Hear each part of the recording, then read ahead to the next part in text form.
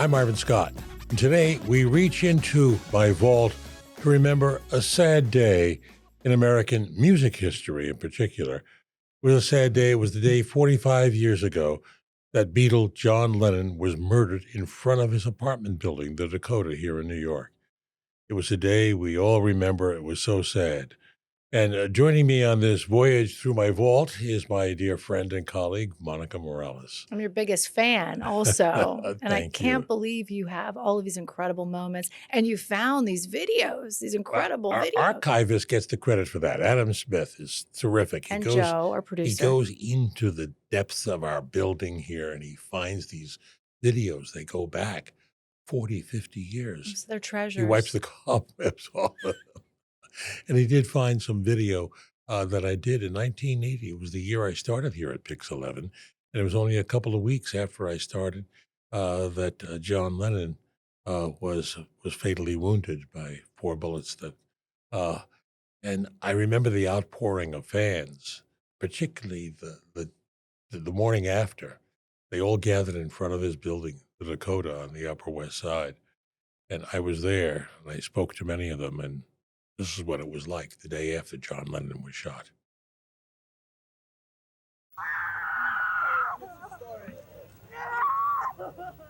To the loyal fans, the truth was hard to bear. They gathered by the thousands in front of the building where John Lennon lived and died. They stood and they stared blankly. They cried. They consoled one another and reminisced about the good times. They brought flowers. Nothing fancy. A rose, a daisy, a carnation, placed carefully in the large wrought iron gate leading to the courtyard of the Dakota. Pictures of Lennon and messages of sympathy formed a tribute to the rock musician who helped shape a generation of American youth. Amid the floral tributes is one message which sums up the feelings of the grieving fans. It reads, John Lennon may no longer be with us in body, but he will always be with us in spirit. He's a part of my childhood. He helped us find ourselves. It was as if a member of their own family had died. And still they stood and they stared. They carried radios, large and small, and recorders playing medleys of Beatles hits. Former Beatle Ringo Starr, who flew in to be at Yoko Ono's side, was besieged by reporters and fans as he left the Dakota with his girlfriend, actress Barbara Bach. It was a scene reminiscent of the best of times, of Beatlemania, with wild, loving fans pulling at his clothing and at his hair. But this was a different time. It was a time of mourning. And the crowds continued to swell by the hour. Some paid tribute with their silence, others paid tribute for their music. Oh, John, we all miss you so. John, oh, John, we hate to see you go home. I always said, someday I'm going to come to Dakota and stand outside and maybe I'll see a glimpse of him. And now I came and it's too late. John Lennon was considered one of the greatest songwriters of all time. When Mark David Chapman fired 4 bullets into his body, the loss was insurmountable to millions of fans worldwide. They all turned out in grief, as you saw, as they gathered in front of his building. I remember that very well, Monica. The night it happened, it was the night of Monday Night Football, and I was in the newsroom when the bells were going off in the newsroom on the teletype. When there was breaking news, there were breaking bells that news. went off. Yeah. It was the end of our newscast. We didn't get it on in time because I think Howard Cosell was doing ABC's Monday Night Football, and he broke in. It was a kind of a lackluster game that night, and he broke in to announce that John Lennon was shot, and he was dead. He died within 10 minutes after he was brought to Roosevelt Hospital. The wounds were just unbelievable. There were 4 shots. 4 times. And, right. and it punctured his lung at the time. And he was died on arrival. And ABC got the scoop on it because an ABC employee, I think he was a reporter, was in the hospital at the time when John Lennon came in. Oh, my God. And Can you imagine? he called it in. And so they broke into the Monday Night Football game to announce to the world. And one word, shock. Absolutely shocked because the Beatles were so popular and Yeah. John Lennon was the lead songwriter. He and Paul McCartney wrote most of the songs. Yes. And He wasn't just a musician. He was like No, the voice of a generation. absolutely. I think it defined our time. They poured out around the world. And days after people gathered at the Dakota building in Central Park, in an area which is now known as Strawberry Field, which was named after one of John Lennon's most popular songs. And I think it was on the following weekend after he was shot, more than 100,000 people. Wow. You see this piece, you'll count them, gathered in Central Park. Why do you think that loss was so impactful? Why do you think at that time? And now? Because I think it was something that redefined rock and roll at the time. It changed music history. The Beatles. I was there when they arrived, and I'll show you a piece. I was there when they arrived in 1964, I believe, February 1964. Way before I was born. Way before. But after his death, I just remember looking into the faces of these fans. It was not just the loss of a musician. It was like a personal loss. They lost a member of their family. And you'll hear how they reacted at that little memorial commemoration in Central Park days after John Lennon was shot. Okay. Take a look.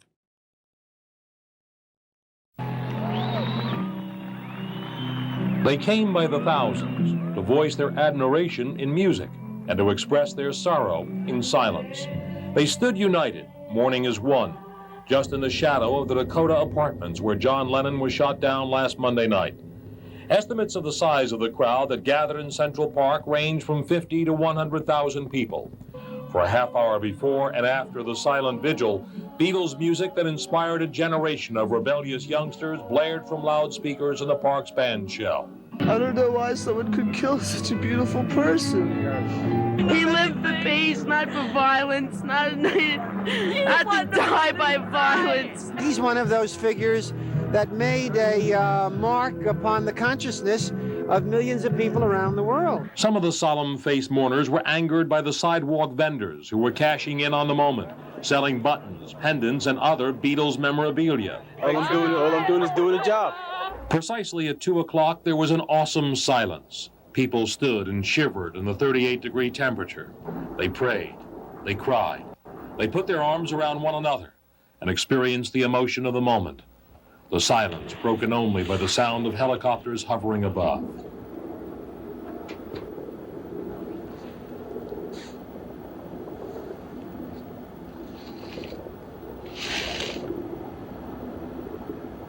To me, he stood for lots of things that we seem to be losing now. On Thursday, a resolution will be introduced in New York City Council proposing that a portion of this Central Park be named the Strawberry Fields, in honor of one of John Lennon's compositions, and in tribute to the man who once said, "I really thought that love would save us all." 45 years later, I still remember that day. The tears that flowed through Central Park, an area now called Strawberry Field, just across from the Dakota building where John Lennon was shot and murdered by Mark David Chapman.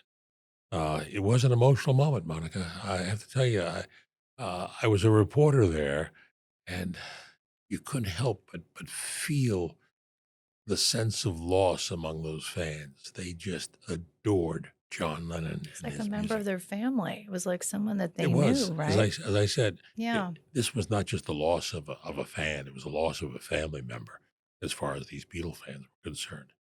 Can you describe them? You were in that crowd. I mean, that's incredible to think that you were there. Well, it was difficult to move, so you could see the throngs of people who turned out. But I remember one young girl saw me there, and she came to me and she cried. She said, "Why? Why? No one can understand why this 40-year-old great musician was murdered. It was because of an unhitched 25-year-old, a Beatle fan, as a matter of fact, Mark David Chapman. He flew in from Hawaii to do it. And he knew he did it because right after he shot Lennon, he turned to the doorman and he said, I just shot John Lennon. He was proud of it. And he was there when the cops came and picked him up. And subsequent to a trial, he was sentenced to 25 years to life. He's still in prison. He's had 14 parole board meetings and been denied each time. And the motive, he said he did it because he wanted to be famous. Yeah, He wanted to be famous. I have a quote here. He told the parole board in 2020, he said quote, I knew what I was doing and I know it was evil. I knew what I was doing was wrong, but I wanted fame so much that I was willing to give everything to take a human life. Yeah. That's why we've changed the way we cover And assassinations. We don't talk about the He also suspects said anymore. at a parole board meeting, he said part of it was he was jealous of John Lennon's fame, the way he Unbelievable. lived, and Unbelievable. his wealth. Yeah. You know what I'm struck by is that it's like it happened yesterday for you. I feel like I can feel your emotion and I can feel how it's almost like it was yesterday for you. You know, Monica, so many of these stories I've covered over the years feel like yesterday or last week. The memories come back, and sometimes I get a little overwhelmed when I remember, particularly when I dig into my vault and I pull out these vintage reports. Treasures. They are, and it's a Treasures. treasure that we still have them, and we can remember. Because I remember standing at the Dakota just a couple of days ago, and there was a woman there from Lennon's hometown of Liverpool. And she said she had been there before, but she had to be here because it was the 45th. Yeah. And she loved John Lennon and the fact that he was a neighbor in Liverpool. So also, I have to tell you, I was there in 1964 when the British invasion hit the United I States. can't wait to see When that. the Beatles arrived. We're going to take a break. When we come back, I'll take you to John F. Kennedy Airport for the arrival of the Beatles on February 7th, 1964. Stay with me.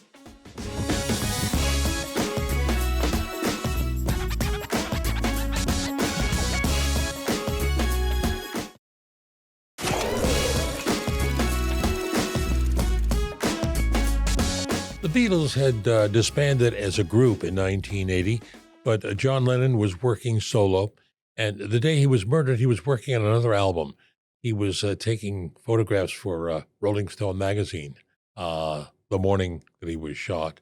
And the man who murdered him, Monica, he was outside the Dakota, and he stopped John Lennon as he was going about to the music studio to autograph one of his albums. That's Mark David heartbreaking. Chapman was there, and It's heartbreaking. John stopped, and he saw him again when he returned home that night and fired 4 shots. And Yeah. One man, one band, just across all age races, that kind of impact. I don't think we'll ever see that again, that kind of impact, right? no, they really defined music history in this country and around the world. February 7th, 1964, a day etched in music history.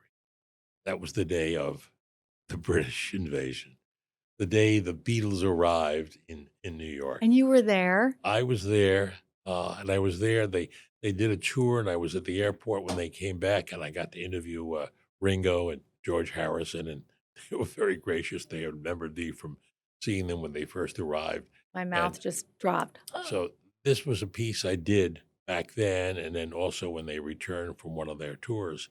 And I remember years later, remember the screeching thousands of fans standing there on at Passed the out. newly named John F. Kennedy Airport. It So was cool. 2 months after John Kennedy was murdered when they arrived, and it was quite a scene. Take a look. The piercing screams of 3,000 adoring fans overriding the whine of the jet engines as the Fab Four from Liverpool touched down at Kennedy Airport. This was a moment that rocked the city and helped change a generation. I was overwhelmed by the hysteria that greeted Paul McCartney, Ringo Starr, George Harrison, and John Lennon.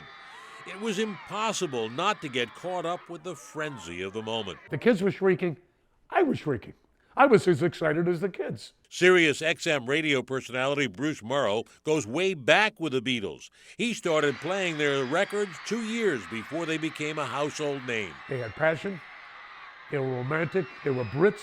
With their mod suits, strange haircuts, and strange accents, to me, well, these could have been aliens from another planet.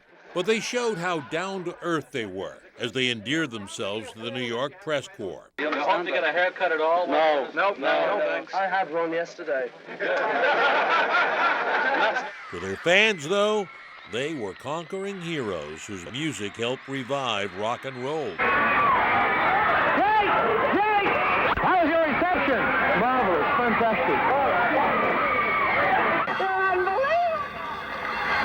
I've never seen anything like it in my life. Neither had this woman. She told me she never heard of the Beatles. What are you doing here today, ma'am? Well, I'm just watching. I see a crowd. I'm with everybody else. Fans camped out in front of the hotel for days. Bartender George Papadakis told me years ago he was amused by the Beatles' strange choice of cocktails. I never heard this Scotch and Coca-Cola or Scotch and ginger ale. You know, it was very unusual to me. 2 days after they arrived, the Beatles appeared on the Ed Sullivan Show. A record 73 million people tuned in. Ladies and gentlemen, the Beatles.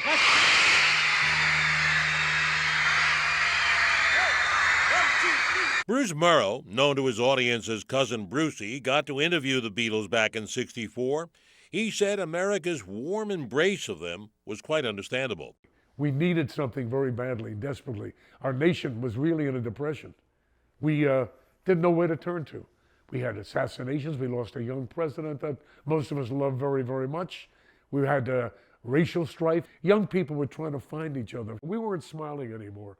These guys made us smile. After just a few days in the U.S., the Beatles transformed the musical landscape and they triggered a cultural revolution.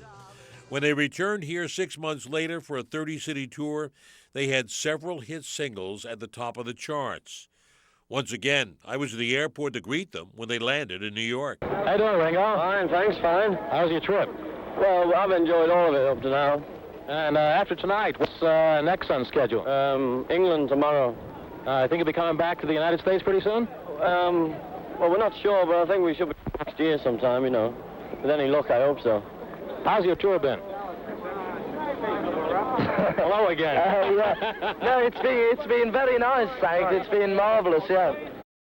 And I have to tell you, Monica, I had no idea who the Beatles were when I was I at the can't airport. believe that. I had but no it's idea. Amazing. And- What'd you think? I mean, when you saw the girls passing out, screaming.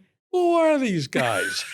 No way. Who are these haircuts they had? They their were so suits? cute. But Those they hair packs are back. They captivated the press corps. We loved them. They had a Yes. press conference, and I think it was They're Ringo. darling. Some reporter asked, "So, how did you find America?" Ringo said, "You turn left at Greenland." They had a great sense of humor. They wanted a Scotch and Coke at the Plaza Hotel. Of course. They captivated. I mean, fans were Yeah. gathering outside the hotel during their stay here. They were screaming. Did you know you were in the presence of greatness? I mean, No. you know, no. I had no idea that. And you know something, and they had no idea they were going to be so popular here Yeah. because their music was being played, but not very popular. But just before they arrived, they released "I Want to Hold Your Hand." And that got to be number one on the charts. Classic. And Ringo had no idea. Coming over, it was reported that he said, "We're not going to be a hit here." He had no idea that "I Want to Hold Your Hand" was going to be such I love an that overwhelming song. hit. Yeah. And they hit the charts and they went on the Sullivan Show. Over 70 million people Can watched you back imagine? then. Can you imagine that? I No. mean, watching one show, that's the kind of pull Ed I think Sullivan they had a had. couple of appearances, but they got $10,000 for each appearance. 73 million people watched that show. And they're still embedded in our minds. We still love their music, as you can see by the outpouring of people. And you know something? It's 45 years since John Lennon was lost. And we still remember them. We still play their music. You can see by the fans who turn out. And each year on the anniversary of John Lennon's death, uh, there is a memorial commemoration each year in the section of Central Park known as Strawberry Field. I've been there many times. And I was there just recently on the 45th year that marked the death of John Lennon. And they played his music. They stood there, young and old. It was interesting how music was able to connect people. And you could see it at these memorial services. Here is the one at the recent memorial in Strawberry Field.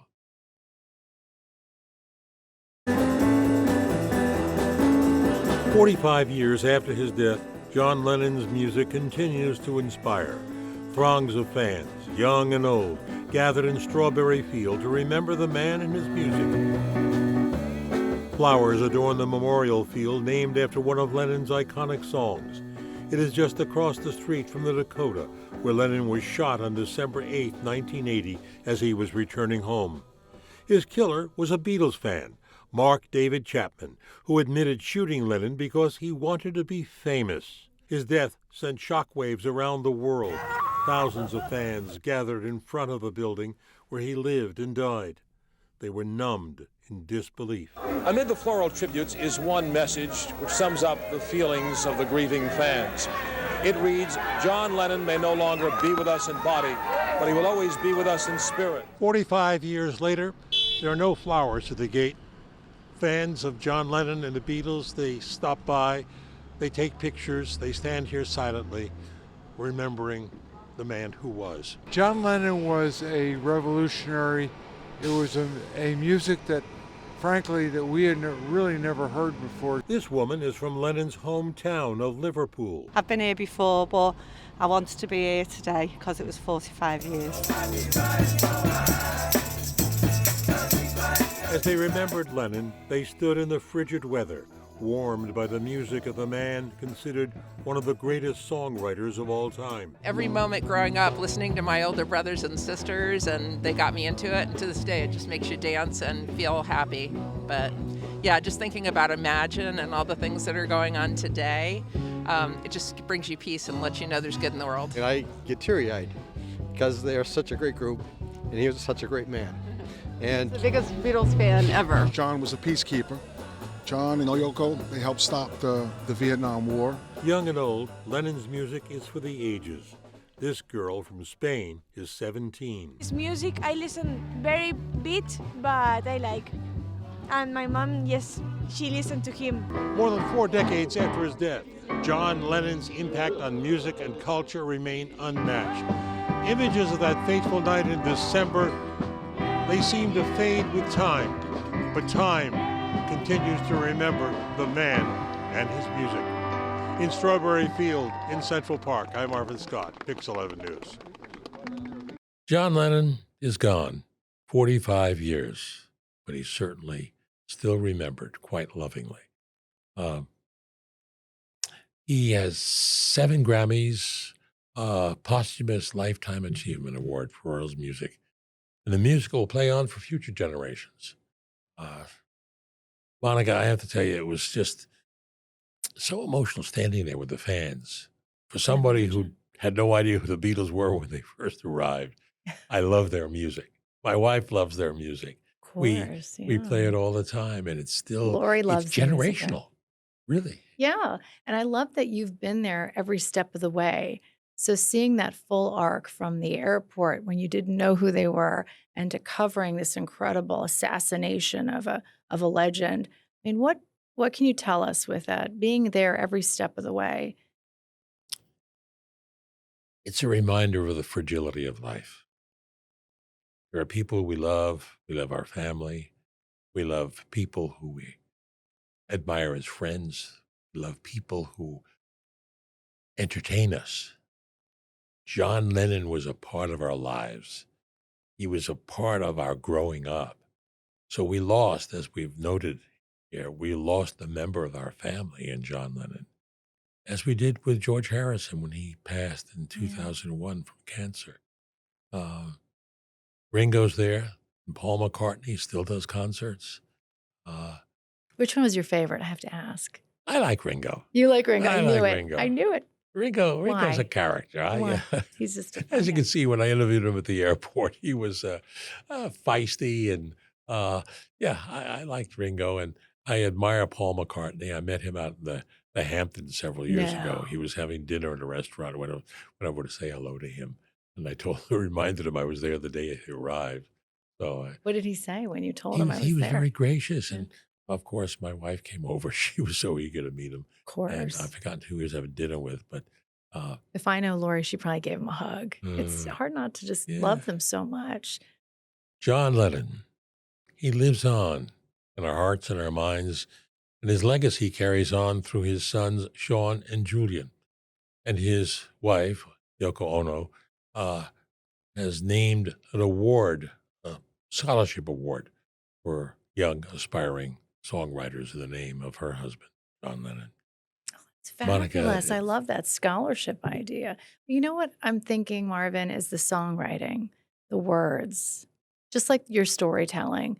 That's what lives on. Don't you think? The words and the songs. He promoted so much in his music towards peace. Yes, yeah. And as that one man said in that soundbite, he helped to end the Vietnam War. He was an activist. And a lot of his emotions were expressed, peace and love. That was John Lennon. And he still continues to live on in our hearts and minds. Yeah. All those of us who loved him and still love the music of the Beatles. Oh, we love him so much. And thank you for sharing those personal moments, Marvin. I feel like I was there in a Well, strange way, seeing the videos. flashing back and digging into that vault, you never know what you're going to find in my vault. I know. What's next? What's We'll, next? we'll look into our next. We'll get our archivist, Adam Smith, to take another look down through the cobwebs and dig into my Good vault. stuff. It's golden. Monica, thank you so much. Thanks for having me. I always love being here. Thanks for joining me on this, and thank all of you for joining me. I hope you enjoyed this segment, digging into the vault and looking back at John Lennon and the Beatles. And that'll do it for today's edition of Marvin's Vault. I hope you'll join me next time. Thank you so much.